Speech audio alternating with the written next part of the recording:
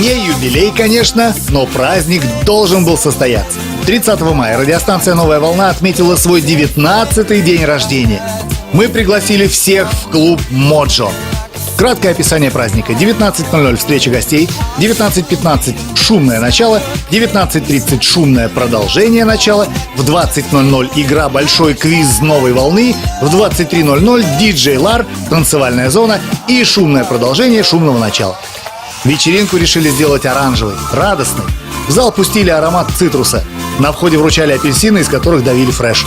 Каждый получил купон на коктейли от компании Pernod Ricard и диски с самой свежей музыкой новой волны. Артисты и официанты помогали развлечь публику до праздничных фанфар, когда на сцену вышли основатели новой волны.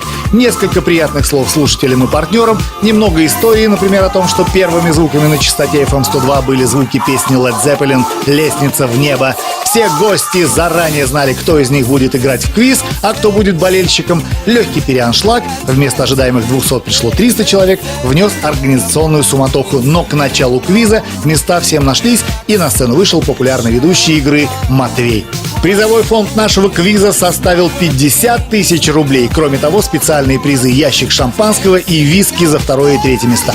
Много думали, очень много шутили, еще больше смеялись. В перерывах между раундами квиза станцевали чемпионы мира по хип-хопу «Наш стиль». Шоу «Чудеса в решете» напустили мыльных пузырей. Свою короткую изящную программу великолепно спел Костя Грик.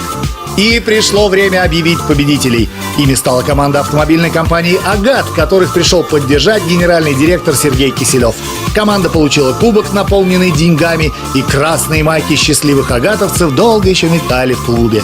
Все завершил резидент «Новой волны» диджей Лар и те, кто пожелал танцевать. Что в итоге?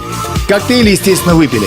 Апельсины, скорее всего, тоже выпили. Подарки свои раздали, а то, что нам дарили, забрали, и их позже тоже выпили.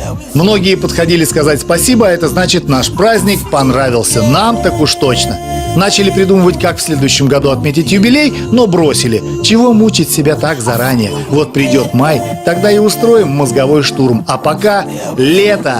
Новая волна хочет лежать на солнце, слушать шум Волги и не думать ни о чем. 30 мая у Новой волны день рождения! Фантастика!